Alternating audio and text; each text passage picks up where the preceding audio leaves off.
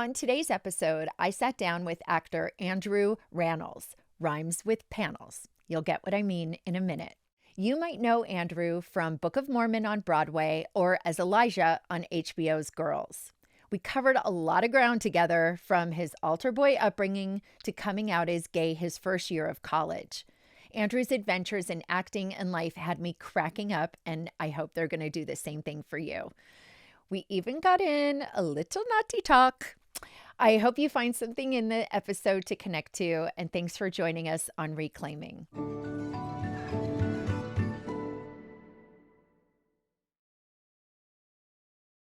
Let's start with the fact that no matter how many times people correct me, I cannot say your last name properly. That's all right. So I have a trick. Oh, okay. Yes. It's Rannells like panels. Oh, okay. That's great. Rannells. Okay, Rannells Or like you- panels. Or you just say Rannells. Rannells I'm from Nebraska. from Nebraska. Yeah, Yeah. Rannells. Okay, so Andrew Rannells like panels. Yes, that's it. Welcome to Reclaiming. Thank you for having me. Of course. I was thinking, I think the last time we saw each other was backstage after Gutenberg. Yep. I came with Richard Weitz, and Yep. he and I laughed so fucking hard. Like, my face hurt. That's very nice. The Well, I'm whole- sorry for that. But No, I'm glad it that was you laughed. it was so good. Thank you It very was just much. amazing. I love that you love to come to the theater. Oh, That's yeah. Really... I have been, I was a drama geek, so in high school. Well, would you like to tell us about your your resume in musical theater? Well, I was the Shapoopy, Okay. the Music Man. Okay. Music And, Man. I think at some point, if you are in musical theater, you've done a production of the Music Man. 100%. Yes. But I actually, more of my experience in theater was a costume design. So, Oh. yes, the drama teacher told me I was better on that side of the footlights. So, I don't care for that. yeah. I don't care for that advice. That's not good to tell a kid that.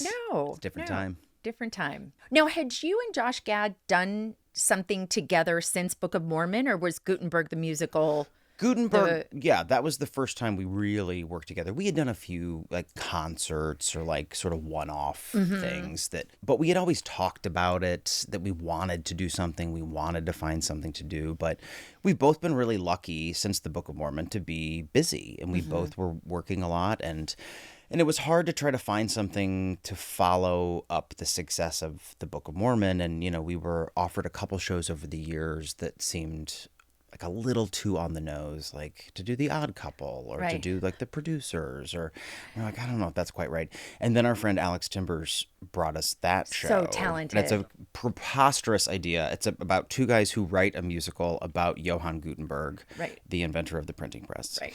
And yeah, But so also it's your completely... okay, but let's also say, because I think one of my favorite parts that I laughed at the most, so is your costume changes consist of putting on a baseball hat Yeah. that has the The name of the or character. descriptor of the character, and being Jewish, I just about died when Oh. you put on the anti-Semite hat for the Yeah. little anti-Semitic flower girl, Yeah. which was the funniest fucking thing to me. So I mean, I don't want to say I almost wet my pants, but I almost wet You my could pants. have, well, that's high praise. It was High so praise good. for comedy. Yeah. No, we had the best time doing it, and it really was like, it ended up being sort of the perfect thing to get together. You know, Josh and I have a sort of a weird bond that, you know, we didn't necessarily ask for it. We just were cast in the show together and then sort of, you know, thrust together through our careers. And it's, you know, we've become very, very close over the years, but we joke with each other like, oh, you'll be mentioned in my obituary, which is an odd thing. But did you guys have a sense, given the success of South Park, going into Book of Mormon, like, this is going to be huge? No. Okay. We had a sense that we would have an audience for at least a little while. We thought maybe like, you know, we would get those South Park fans that would come and see this show. But I think we were prepared for it to sort of like happen and then maybe close. Like that we would sort of make some noise and then it would go away. But it's still running on Broadway. Oh my God. Oh, I didn't realize that. Almost 15 years later. Wow. Yeah. I have a probably very unique story about Book of Mormon, which was that I have a friend, not had, but I have a friend who was raised Mormon. His whole family is still Mormon. Oh. And when we became friends, like he was saying certain things, but he hadn't quite said he's not Mormon still. Uh-huh. And so I kind of referred to him as maybe Mormon guy to my friends, because everybody kind of gets a nickname. And then at some point he was saying something, and he was like, "Oh my God, the Book of Mormon was so funny." And I was like, okay, he's not still Mormon. He's not Mormon. So yeah. Although we did have plenty of people who were practicing Mormons who came to see it, and I think walked away with the sentiment that we were hoping for, which was not to make fun of the Mormons, right, but to sort of make fun of religion in general, really. I mean, they certainly used the Mormons to sort of, as a jumping off point. But the point of that story is that, it all sounds sort of insane when you break it down, right? All of those stories. Right. And I think at the end of the show, what all of those characters learn is that, like, you can't judge one from the other, because it all, the facts of it all kind of sound bonkers. Yeah. But if it makes you a happier person, a nicer person, a better person, then I guess what's the harm in it? Because that musical ends with them making up a religion with completely, nonsensical facts, and they're all happy. Right. So it's not it's not a slam on religion. It's sort of a reinterpretation, right, I guess. And you grew up religious, Catholic. Right? Very Catholic, right? Catholic. Altar boy, the whole bit. Yeah. The whole bit.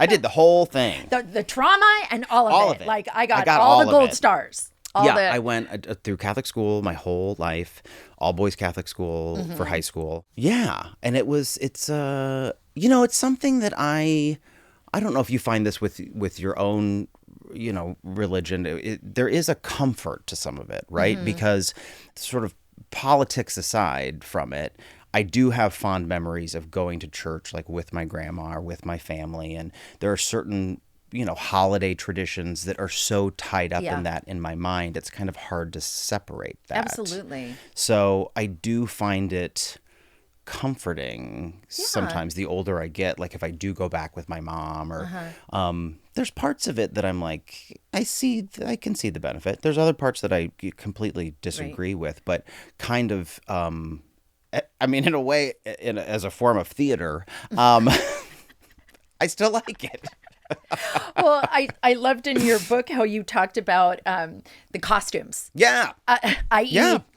I never say it right. Cossacks. Yeah. Cossack? Is that right? Cassacks. The Cassacks. Thank you. The Cassacks, yes. They, there is an element of, and there's lighting and there's the candles and there's, I mean, it is theatrical. I mean, seeing this new pope getting elected, I mean, talk about theatrical. Right. Good Lord. I know. And did you see all the memes about the new hot priest, the Brazilian? Oh, boy. No, but. I will send you. Because... Well, I was working in Rome. I did this movie that I did with Nick Kroll a couple years ago in Rome, and I bought my mother, they sell hot priest calendars outside the Vatican that are like, not like shirtless, just these really sort of odd photos of these young priests, but it's called Hot Priests of the Vatican. Yeah. It's church. Like, I'm not sure that I should take us down this road, but I did know someone at some point. I don't still know him, nor is it someone most people know, just to be super clear. Okay. But who was kind of into nun porn. So, whoa, like, that's not where I thought you were going. But when you talk about a hot priest calendar, I'm like, yeah, there's probably a market for it. Yes, I'm sure that's a YouPorn autofill. That's a category somewhere. You talk about some of your younger experiences in the church. Yeah. Like, that were really traumatic, but you talk about them with a lot of humor. But so I want to be mindful because I feel like I say this a lot in this show, but Tarana Burke, whom I interviewed earlier, made such a really powerful point about not asking people to sort of retell their trauma. Sure. No, I've written 2 books of essays that are, basically just like essays about my life and career and things like that. And in the first book, I wrote an essay called "It's Never the Priest You Want to Kiss." Right. Because as a young gay man, and I knew that I was gay, and I was, sort of knew that I was, would be coming out at some point, but it was the 90s and in Omaha and at an all-boys Catholic school. It was not the place.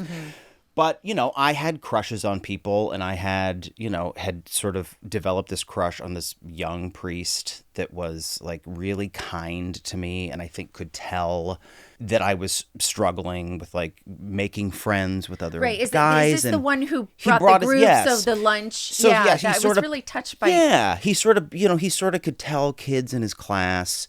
Or see people sitting alone in the lunchroom, that he would say like, why don't you can come in my office. So we would go into his office during lunch, and there'd be like 10 boys there that we would all just hang out, and he would sort of go back into this other like corner of his office and like do his work, and he didn't really insert this. That didn't come out right.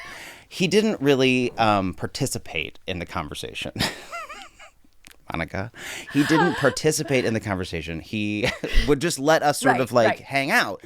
And it did create a sort of a group of friends of mine. We eventually moved out of that office into the proper lunchroom. And it was a huge confidence builder for me when I was that age. But at the same time, there were some real handsy priests that were just, not great guys. And I, had a couple experiences with priests at the school who also recognized that I was different and that I was gay. And they took advantage of that in a way that, I feel bad for that kid, for myself, but I also feel bad, for that there are adults in those situations who can spot a kid who's maybe going through a hard time and take advantage of that rather than help them. Yeah. So this other priest, Father Lawler, was the kind priest. And then there were these other douchebags who were just real handsy. Yeah. Yeah. And I don't mean to laugh at that in like I was lucky in that. You're talking the queen of gallows humor. Look, so I think that, sometimes the easiest ways to comb through pain and trauma is through the lens of humor. Yeah. So that's me. Me too. And that's how I was raised. And I think going into, the theater, that's certainly where a lot of those laughs come from, is from sometimes a very dark place. But I did share that very publicly. And the crazy thing is that I didn't really get a response from that school. And I didn't share it so that I wasn't looking for an apology. Right. Yeah. Or anything like that. But I thought maybe I would get like something. Right. I did get taken off the name of like alumni. I don't think you're going to see me as like a famous donating? Creighton Prep alum. I don't think that's going to happen. They've also stopped asking me for money. So I guess that is a positive part of it. But yeah, I'm not included on any like brochures. And have you heard from any of those men, either the ones who were nurturing versus the ones who were abusive? Like, has anybody reached out? You don't have to say names. No. But... Yeah, no. I mean, the two handsy priests, we'll call them. One of them is dead, and then the other one is retired, and not working in the school. And I found that out later, I think. But yeah, but I never heard from the nice priest. I didn't reach out to him either, though, to be clear. Right. And a couple of those priests who were real nice are not in the priesthood anymore. Interesting. Do you think I think all of the abuse eventually, maybe. I mean, it did come to the surface in so many ways that I imagine there were a lot of good people who were in the church who would maybe have a whisper of, oh, this doesn't feel right, doesn't really want to look. And then eventually, the truth has risen to the surface. I think a lot of Catholics became Episcopalians. Okay. I know not very much about religion, so I don't. That's all right. It's a much more, I think, accepting church, and like women play a larger role, and then gay people that's not like an I issue, learned about Jesuits from your book. Oh, really? The Jesuits. The Jesuits were like you were like the cool. They were like the cool priests, right? They sort of. I feel like if you were to think of a priest being akin to the 60s. Like it would be the he Woodstock would, priest. sometimes like smoke dope and like maybe his Right. hair was a little bit longer. Yeah. There were a lot of overlaps from your younger years that resonated with me in different, because I think too, I mean, aside from like, we both love musical theater and have had a penchant for older men. Yeah. But Well, when I think the very first time that I met you was at the impeachment, that party, right? Right. At the, wherever that was, the pool room in New York. Yeah. I do feel like you and I have a similar, I did feel a certain like kinship to you, especially when, we sort of first became aware of you, because I did recognize a lot of myself in that story, in that you, and I don't mean to say story because it's your life, but but in the sense that like I was a kid who always was like a little bit smarter than the other kids, but certainly not smarter than the adults, and it gets you into some tricky situations. Yeah.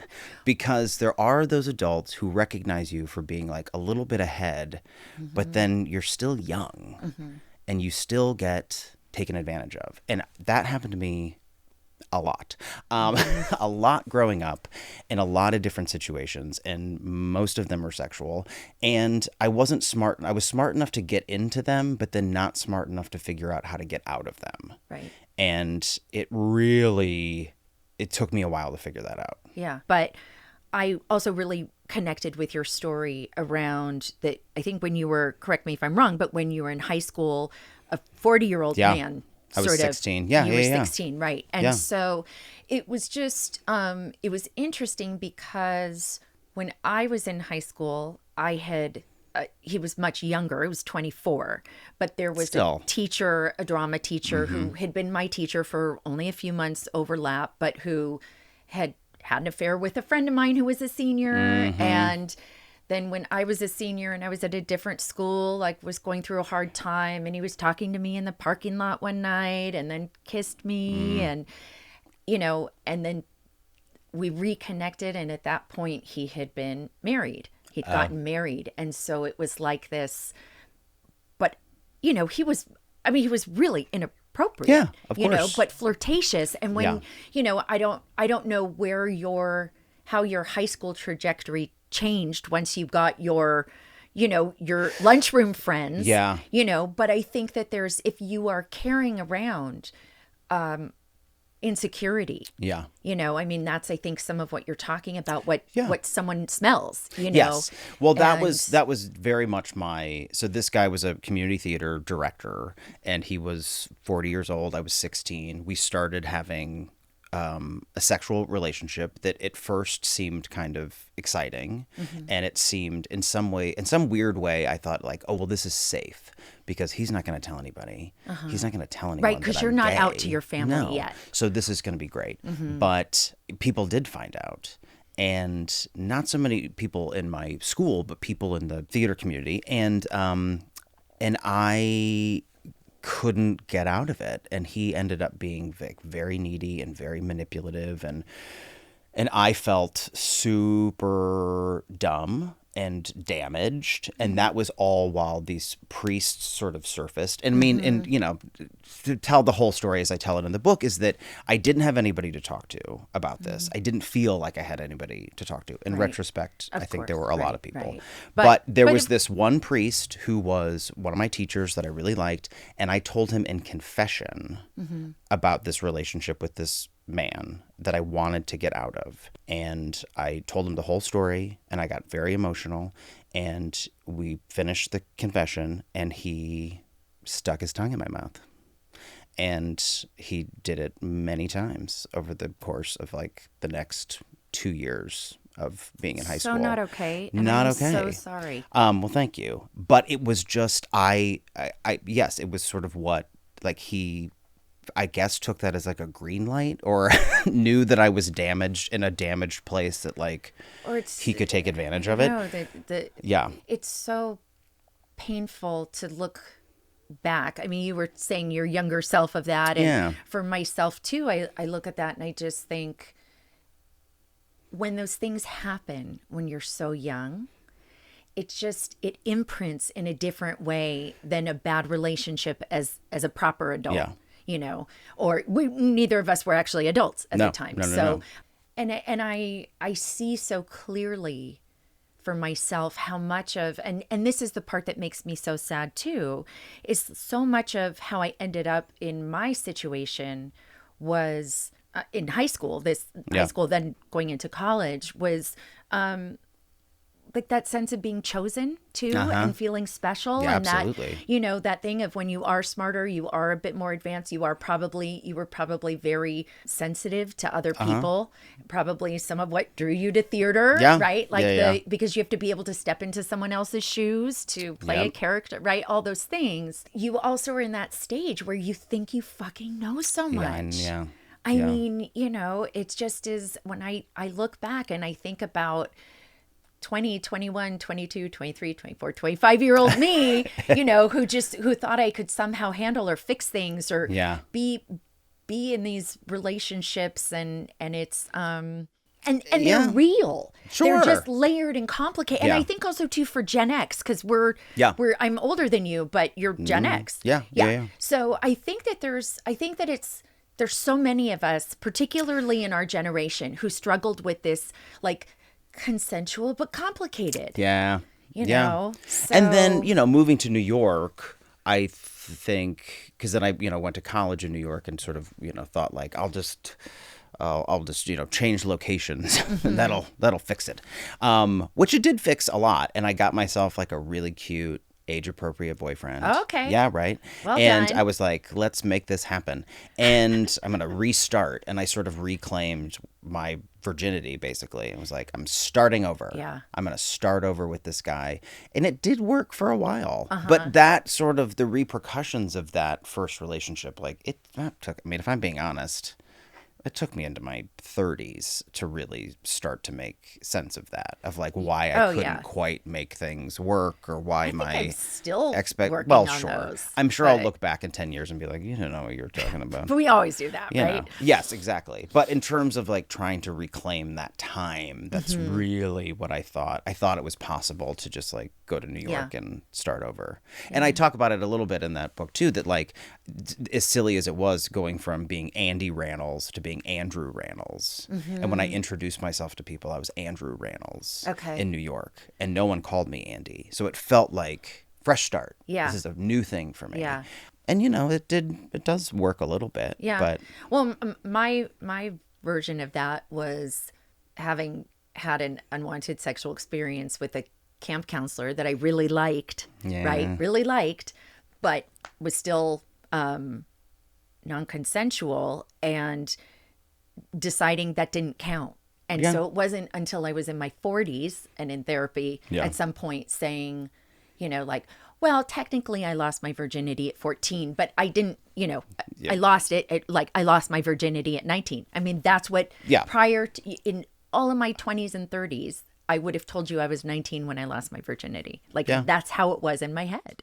And I don't know, is that, I mean, is there some power to saying that? Right. I mean, it could be, because I think our minds and our psyches are so clever. You know, they're so clever. They're so adaptive to trying to help us survive trauma. Right. And so the ways that, especially if you're a creative person, right? The ways that you can come up with storytelling or, you know, moving walls, it's you can get away with that for a while, I think. I mean, you know, I think of our parents and grandparents' generation of like just repress. And sometimes I think, God, that sounds nice. I really kind of wish I could just do that. Right. I don't want to. For a little while. I don't want to go to therapy anymore. No, I know. It's just sort of, it's just, have you ever had the experience where I mean, I've like uttered out loud to my friends, I'm just so sick of myself. I'm so sick of myself. So sick of talking about it. I had that talk not long ago with my therapist that I was like, I'm just tired of talking about myself right now. I'd rather, can we switch the topic? I'll pay you to talk to me about what shows you've seen on Broadway. So you moved to New York in 97. 97. You've had these experiences, and you, as you had mentioned before, I was really curious at like, obviously it sounds like you were aware of what happened in 98. Like Yep. you were paying attention at the Sure. time. And I wondered what that felt like for you. Like, because I mean, not just, I think just as a man who had been taken advantage of in some ways, even though like my, you know, again, I feel like always so complicated to talk about things. Like mine was not, you know, sexual assault. I had wanted to be there. Sure. And Different age, I suppose. You're right. like, yes. Yeah. And there was an abuse of power and Yep. I was taken advantage of. Like all those things are true. Yeah. You know? So what, I mean, I remember what it was all happening. And my thought was, if I can be honest with you, is I would have been her. Mm-hmm. I would have done that. Yeah. I've heard that from I've heard it from straight men too. I would have done it. Yeah. Of course. I don't think, and I think anybody who says like, how could she or why would, you know, and that's also was the really fucked up thing was like, how could she do that? How could she do that? Right. How could he do that? Yeah. Like, that's the real question. But I think being very close to your age, I thought, well, for sure I would have been in that position. I know that I would have. Yeah. Yeah.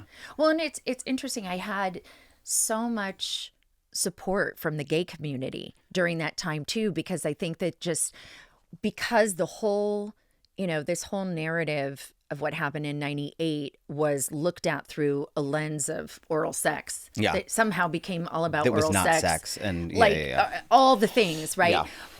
But I think just this shaming for sexuality and sex, that seemed to be where I felt a lot of empathy from the gay community. Well, I'm happy to hear that because I feel like in my little group, yes, there certainly was a lot of understanding and empathy about it. I mean, that's something that so my boyfriend has 12-year-old twins that we all live together and they're just, you know, starting to talk about puberty and things like that. And we've been having, so sorry. I know.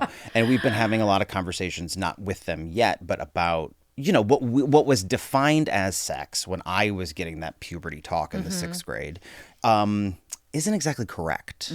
And it actually can do a lot of damage. So explaining to his son and his daughter that like a lot of things can mean sex and a lot of things emotionally and physically are sex.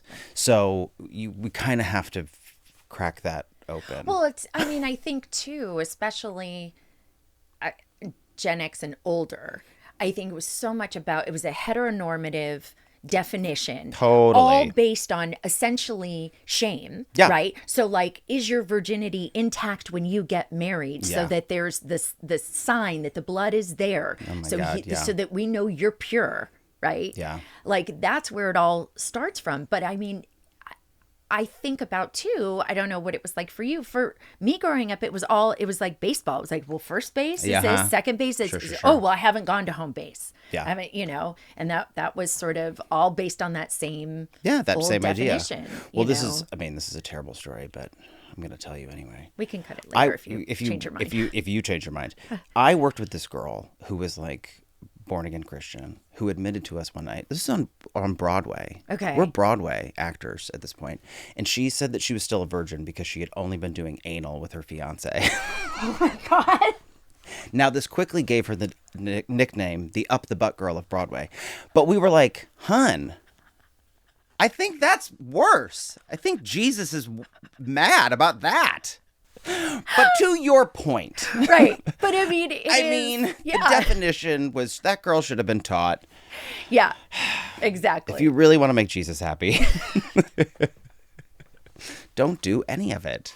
You're such a good writer. Thank you. Yeah. Were you, now did you write, when do you feel like you started writing? I mean, I've always done it sort of for myself. Okay. Like I've always kept a journal. Okay. And I've always like sort of dabbled in like essays, but I never really thought I would like do anything with it. It was like just a way for myself to sort of express myself. And then I wrote an essay that I sent to Bill Clegg, who you know, who's a brilliant writer himself, but also is a literary agent. And he said, could I send this to Modern Love in the New York Times, to Dan Jones? And I said, okay. And then that afternoon he called and said they want to publish it. Yeah. So I was like, oh, wow. So that sort of started. And then Bill was like, what other essays do you have? So the first book came together rather quickly because I had years of writing these stories. And so I was able to put together that first book pretty fast. And Bill was, very helpful in shaping it. And, we would talk about other ideas about, what this needs. And I sort of thought about it almost like a show, like it's getting a little serious. Like we need some laughs here. So, maybe do something a little lighter in this place. And he was really helpful with that, writing it. It's interesting. What's coming up for me now is how equally important, like, we can have these experiences where someone takes advantage of us, and we can have these experiences from people who are older or more, who have a lot more experience, that completely nurture us. Yeah. Like I think about my editor at Vanity Fair, Yeah. who saw something, first in the conversations we were having, and was like, you should be writing for us, and I That's thought, amazing.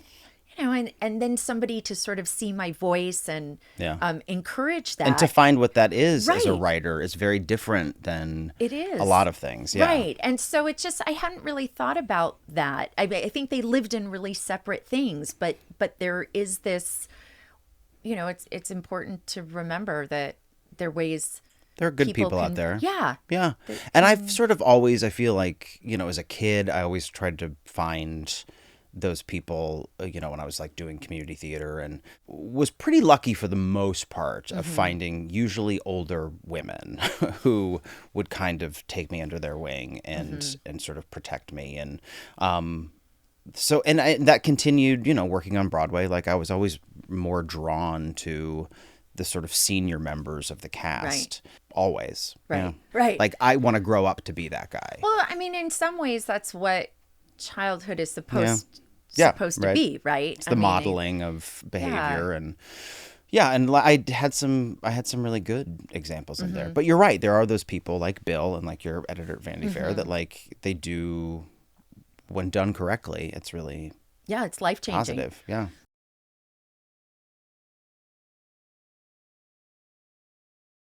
Have you enjoyed being a father? And wait, what, are you dad, papa? No, they just call me Andrew. Okay. They just call me Andrew. When they were 6 when we started dating, which is tricky. It was a tricky age because their father had never dated anyone before, so they hadn't seen him like that. Right. But the first couple years it was a little tricky because I was working a lot. He was working a lot. I was traveling a lot. I was still very much living in New York. He was very much in Los Angeles. And it wasn't really until like the pandemic happened that then we were thrown into homeschool. Which that just You never thought you'd add teacher to your that just about CV? broke me. Yeah. I mean, it really did. That was tough. Why? I never envisioned myself in that position before. And I never really, if I'm being totally honest, never really cared for living in Los Angeles. Ditto, honey. I just love living in New York. I love being there. And I feel like during that time, I was in a city I didn't love, and I couldn't do the thing that I wanted to do for work.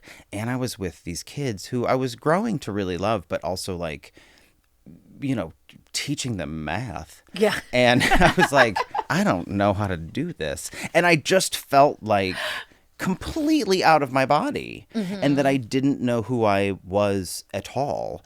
And it wasn't until I could start, and I was, I think like a lot of people, I was sort of embarrassed that so much of my self-worth was caught up in what I did for a living.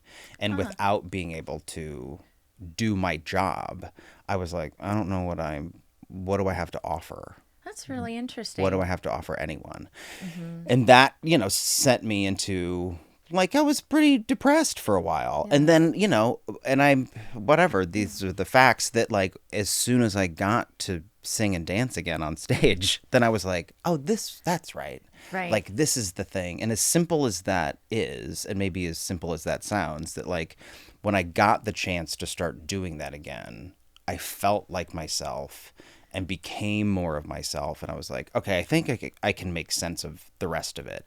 Because I was feeling really shaky about, being sort of a step parent to these kids.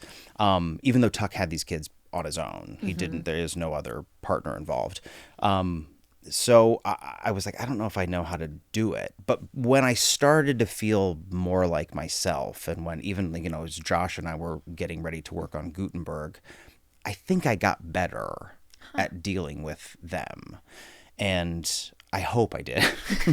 Now, if there were two 12-year-olds in this room right now, they might say something else. Right. But I think, and especially since we've been living together, and I think I'm better at it now of like, okay, I remember this other piece of me that is important. And I think I was able to share that with them a little bit easier. I don't think I've heard anybody articulate how much their identity was impacted by not being able to go to work during the pandemic. Yeah. I'm like, we've all, I mean, I wrote a piece actually during the time about that I thought we needed a mental health czar. Yeah. Like, we need a psychologist, Dr. Fauci, somebody who's coming out on TV every day. That would have been helpful. Yeah. It's sort of like, okay, now we have the vaccine. Now you can actually go back to doing these things and just letting us know it's going to feel normal to feel anxious. It's going to be, it's normal to feel all of these other things, Yeah. So it's, that would have been good. Right. But, Still don't have it.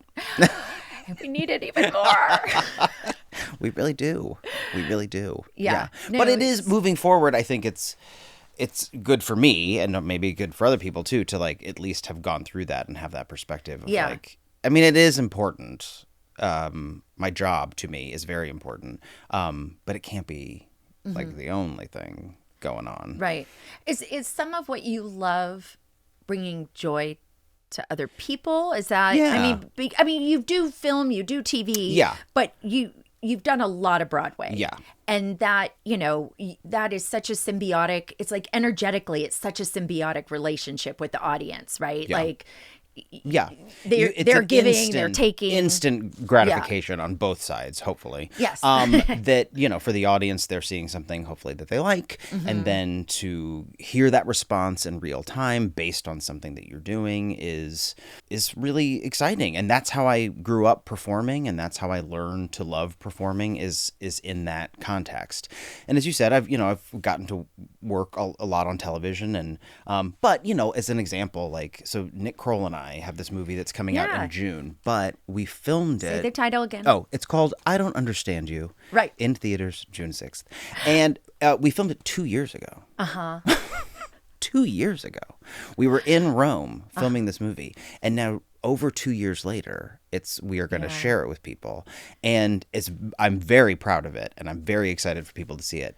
It does feel weird, though, just because so much time has passed. Okay. So when you're performing, performing on set, and Nick and I would make each other laugh, or the crew would laugh, or whatever. So funny. He's the best. He's the best. And we were having a good time, but then you leave that project, you step away from it, and somebody else sort of creates it. They edit it, and they clean it up, and all of those things, and then years later it comes out, and then I sort of can feel a little detached from the process a little bit. It's hard to kind of hang on to it. Right. Even because you guys you're a couple, right? Yeah. And sort of this is your baby moon before you, this right? This is our baby moon. We, David Craig and Brian Crano, who wrote and directed the movie, it's sort of loosely based on an experience they had, that they were trying to adopt a child. They essentially got scammed. Oh my gosh. They got totally scammed, and it didn't end up with a child, and it was really heartbreaking. And they decided, okay, we're going to go on this trip, and they went to Italy. And it was when they were in Italy that they decided that they weren't done, that they were going to try again. And, that was the end of, and they have a son, and it's, that was the end of their story. Now, what they wrote was that Nick and I are in Italy, and we find out that we're going to be parents, and that Amanda Seyfried is going to give us her baby. She's not playing herself. She's playing a character, but she's going to give us her baby, and we're so excited. And then we accidentally murder someone. Oh. And then it just kind of keeps going. It just spirals out of control. So it starts off as this very sweet story about a couple trying to, find their balance. And then it just goes really bad shit. It's amazing. Now, I know that it was, gay marriage wasn't legal and sort of gay couples having children wasn't sort of the norm when you were growing up, but was it something you ever dreamed of or hoped for, or? Short answer is no. I mean, it seemed so foreign that like the only sort of like married gay couples, as you said, because it wasn't legal, it was like they had some ceremony where a witchy lesbian waved a stick over their head on a beach. And I was like, am I doing that? I don't think so. Yeah. So I didn't picture that for myself. Now, I also did not have a relationship that lasted long enough. I mean, there were like years, but like no one that I was like, I want to marry this guy, thankfully. And then the kid thing just also seemed like such a distant, it seemed like there were so many steps involved that, and I don't know, I was just very focused on singing and dancing, I guess.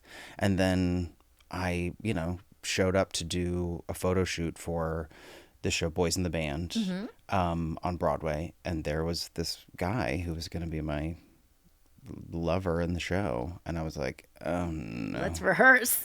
Oh no. Yeah. And so that's you how it knew started. Right away.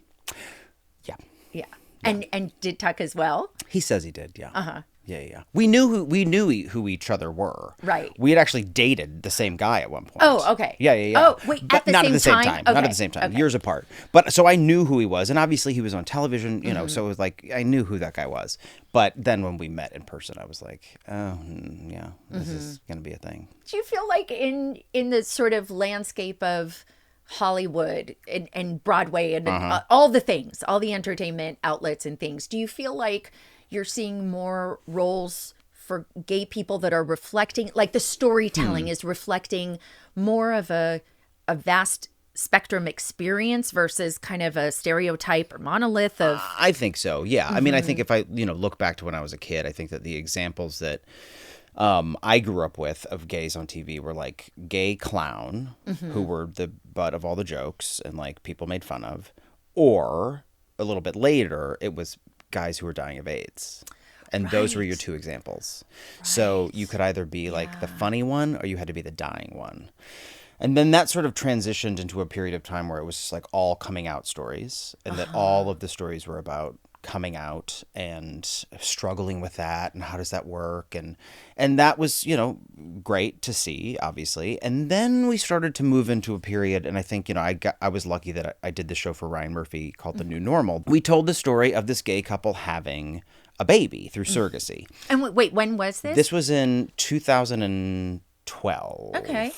But we got to tell a story that was not about coming out, that was not about illness. It was about a couple like starting a family. And it was the sole focus. Modern Family had started the year before, but that was an ensemble show. This was a show basically just about this gay couple, which was very exciting. And there's been more of those things. I think people are always going to love telling stories about being sad and pain and depressing things. Actors love to tell those stories. So there's always going to be those stories. But I think that I'm more drawn now to things that, I don't know, just feel a little more unexpected, or like this, like I Don't Understand You with Nick. I mean, it is the story of a gay couple trying to start a family, and they happen to murder a bunch of people.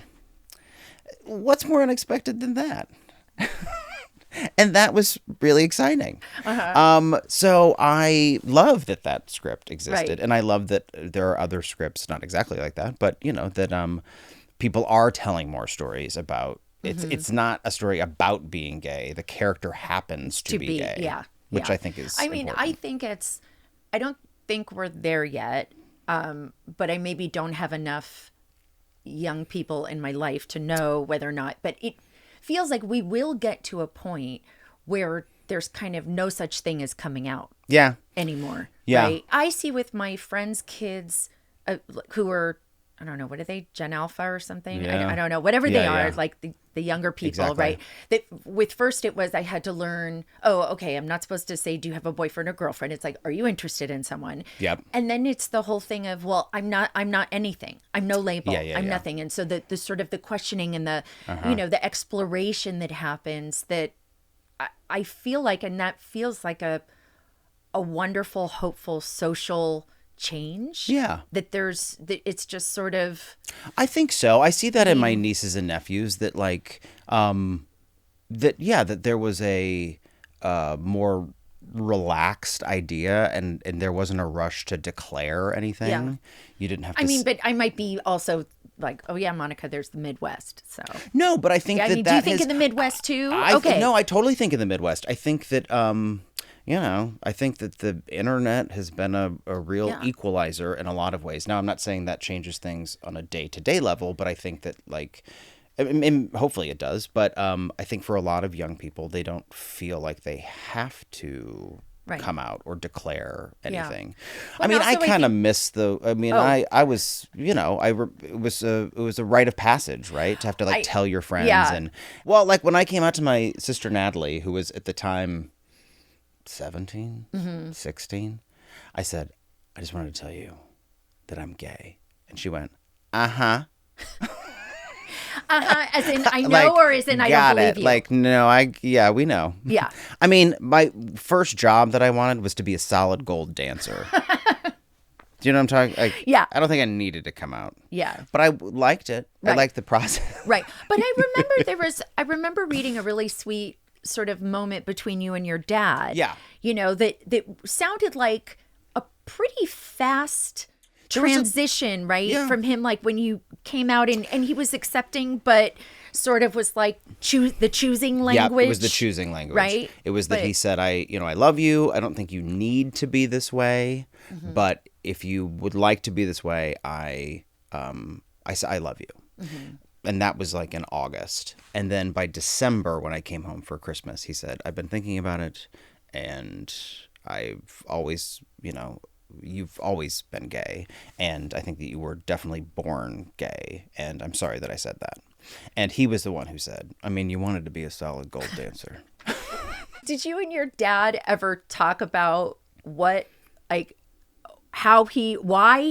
he thought in the first place? Yeah. And then sort of how he got to thinking how he was thinking, and that it was important for him to say that to you.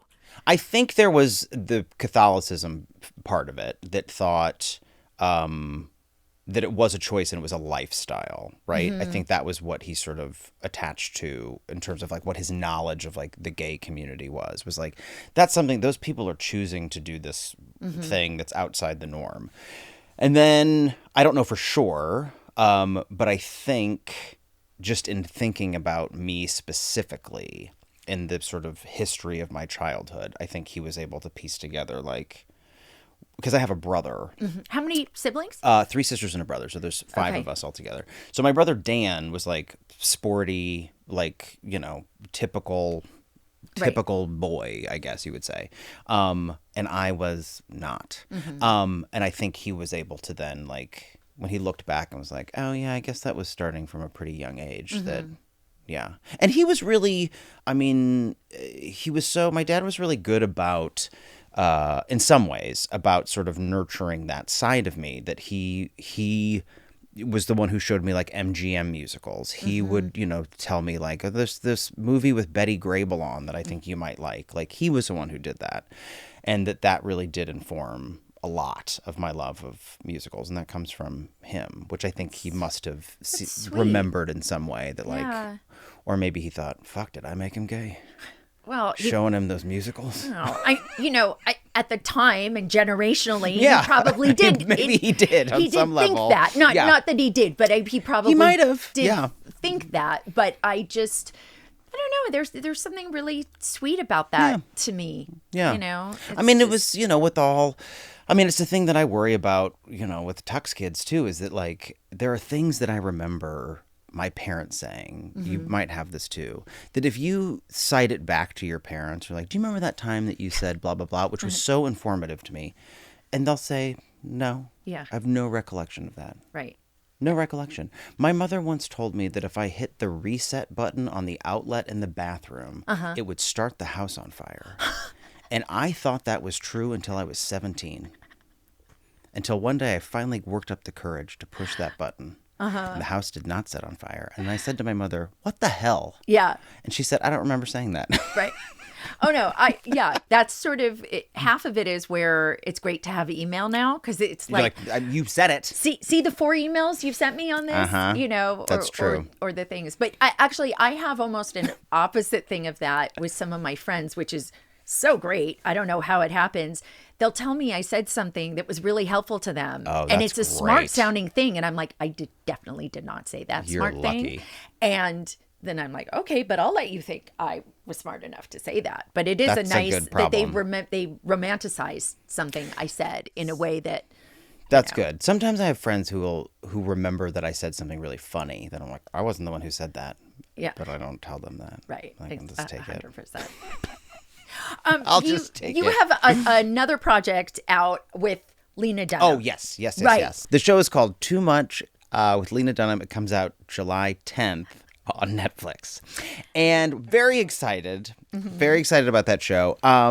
I love working with Lena. We did 6 years of Girls.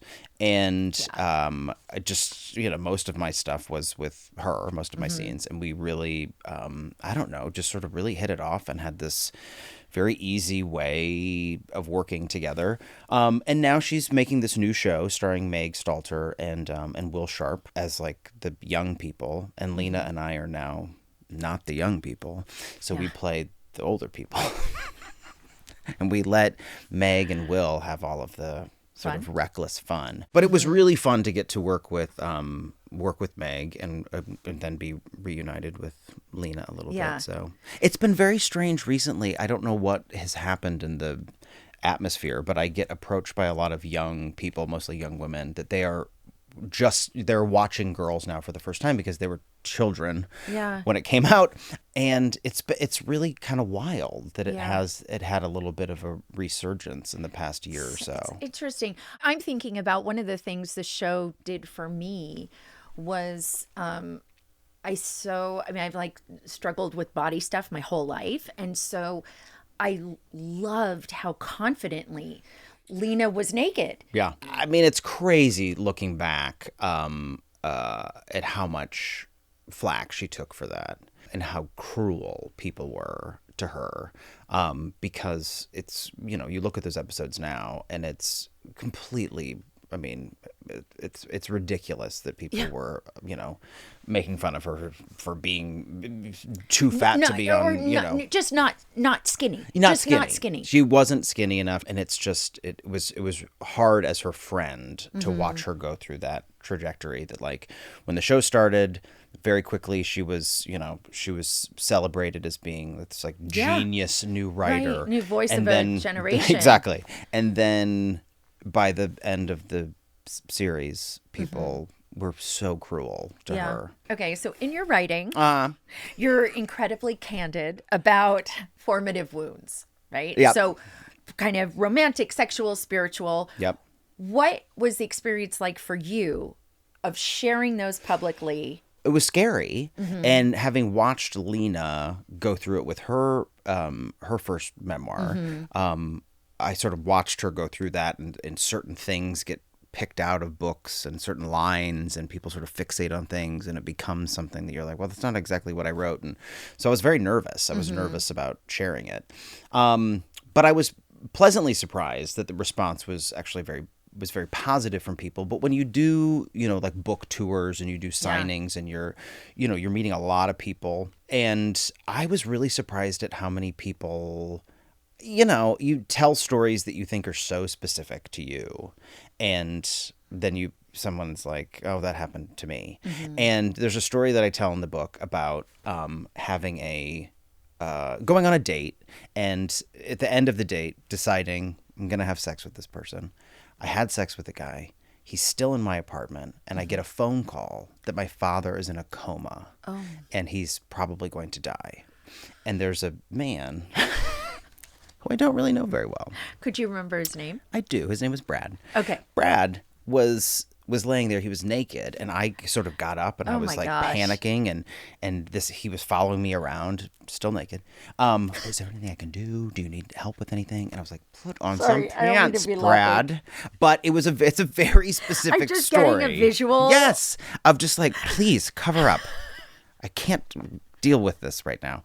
So I wrote this story, and one person in every city I went to said, I found out, not necessarily their dad, but it was like their grandma, their mom, their dad.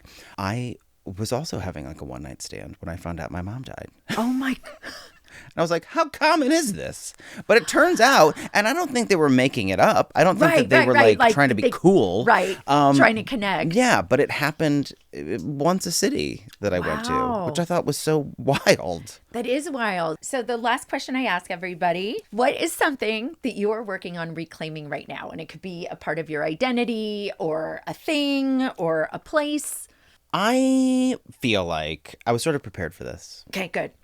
A little bit. Yeah, no. I feel like, and this sounds super, I don't want to, this seems like so egotistical. I really sort of lost for a long time, like why I like doing the thing that I do and why it made me happy. And I feel like I had a moment a few years ago where I was like, do I still like being an actor? Does it bring me any joy to do this?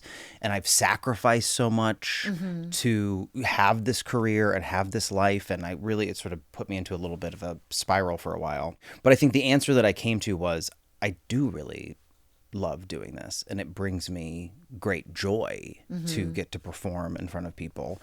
And I shouldn't be embarrassed by it. No. And I shouldn't apologize for it.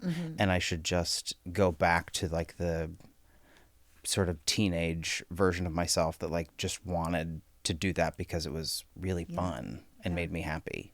So I think that's what I'm trying to reclaim is a level of joy. It's in just your simple work. of just saying like, I like what I get to do, and I can stop apologizing about that. Well, I think sometimes in our culture that it's sort of like it can be hard to sort of just go, everything's great. Like really, that it's sort of, I'm really happy with my relationship is super easy and smooth, and that there's sort of a that you kind of get. That's a good point. It's okay to be like, things are good. Yeah. I feel, I think the Jew in me is like, touch wood. No, I know, same thing. Metal, but yes, I think all of my ancestors would be like, what? But I think it is, I think there are moments where it's okay to say, maybe not to everybody, but to say to some, like, I'm happy right now. Have you thought about, or are you writing anything for now? I'm always doing something, but I feel like writing something for the stage, or for the stage, or not a specifically. film or TV show. I kind of am trying to basically rip off what Bill Clegg did, which is he wrote 2 memoirs and then he wrote a novel. And I was like, I wonder if I could write a novel. And it's a very different skill, obviously. Yeah. So I'm just spending some time working on that as something that exciting. Like, could I figure out a way to do that, not lose my voice that I've sort of been figuring out, and not try to sound like somebody else writing a novel, like Bill Clegg. Like, not do that. But could I figure out a way to do that and have it still seem personal and like me? Okay. Yeah. So I'm working on that. Thank you. This was so fun. I don't know if any of this is usable. All of it is going to be usable. It's even the Up the Butt Girl of Broadway. If you're okay with it, I didn't say her name. Out. She's not going to come forward. No.